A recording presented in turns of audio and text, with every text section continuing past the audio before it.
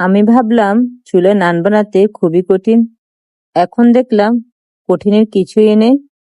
তাই তো গ্যাসের চুলায় কিভাবে নান রুটি বানানো যায় সেটার ভিডিও আজকে আপনাদের সাথে শেয়ার করব। আসসালামু আলাইকুম everyone, welcome to cooking network. এখানে আমি আধা লিটার থেকে একটু কম দুধ নিয়েছি।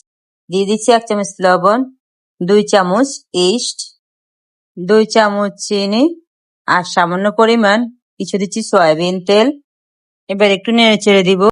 আমি এখানে 1 বাটি আটা দিয়েছি, এগুলোকে হাত দিয়ে মেখে নিব।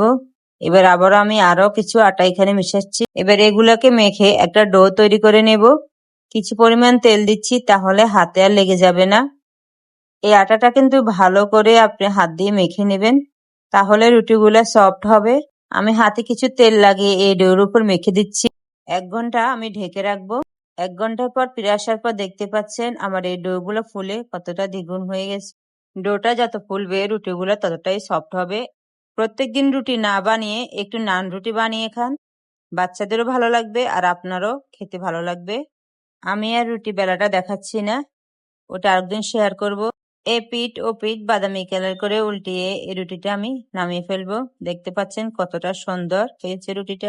আমি একটা হাতে নিয়ে আপনাদেরকে দেখাচ্ছি কতটা সফট হয়েছে রুটিটা, আর আরেকটা হাত দিয়ে ছিঁড়ে দেখাচ্ছি কতটা নরম তুলতুলে হয়েছে। দোকানের চেয়ে সবচেয়ে ভালো এই রুটিগুলা বাসায় বানিয়ে খাবেন, অবশ্য মজা লাগবে। আর সাথে একটু গরুর মাংস হলে কোনো কথাই নেই। আজ এ পর্যন্ত, সব ভালো থাকবেন। আল্লাহ হাফেজ।